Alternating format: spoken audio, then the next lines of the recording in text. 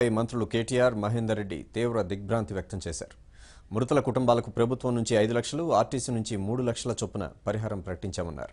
Jagtial RTC depot మేనేజర్ను suspend చేశామని చెప్పారు. జగిత్యాలలో మంత్రులు మీడియాతో మాట్లాడారు. ఇప్పటివరకు జరిగిన దుర్ఘటనల్లో అత్యంత బాధాకరమైన, హృదయ విదారకమైన, అత్యంత శోచనీయమైన దుర్ఘటన ఈరోజు ఉదయం జగిత్యాల జిల్లాలో కొండగట్టు సమీపంలో జరిగింది. అందులో ఇప్పటికే 52 మంది మరణించిన విషయం మీ అందరికీ కూడా తెలిసింది. ఈ సందర్భంగా ముందుగా రాష్ట్ర ప్రభుత్వ పక్షాన రవాణా మంత్రి గారు, ఆర్థిక మంత్రి గారు, నేను అందరం కూడా మరణించిన వారి కుటుంబ సభ్యులందరికీ కూడా ప్రభుత్వం తరపున ప్రగాఢమైన సంతాపాన్ని, సానుభూతిని, వారికి ఈ శోకాతప్త సమయంలో మనోనిబ్బరం కూడా కోల్పోకుండా ఉండాలని వారి కుటుంబీకులందరికీ కూడా ప్రార్థిస్తూ ఉన్నాం.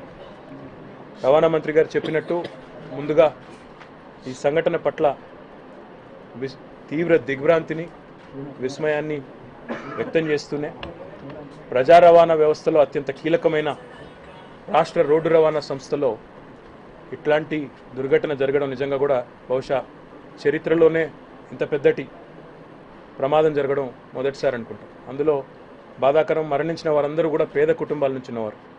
అందుకే వెంటనే ముఖ్యమంత్రి గారు కూడా స్పందించి మరి వారందరికీ రాష్ట్ర ప్రభుత్వ పక్షాన ఒక 5 లక్షలు, రాష్ట్ర రోడ్డు రవాణా సంస్థ పక్షాన ఒక 3 లక్షల నష్టపరిహారాన్ని కూడా వెంటనే ప్రకటించడం జరిగింది. కానీ ఎన్ని డబ్బులు ఇచ్చినా కోల్పోయిన ప్రాణాలని తిరిగి తేలేని పరిస్థితి.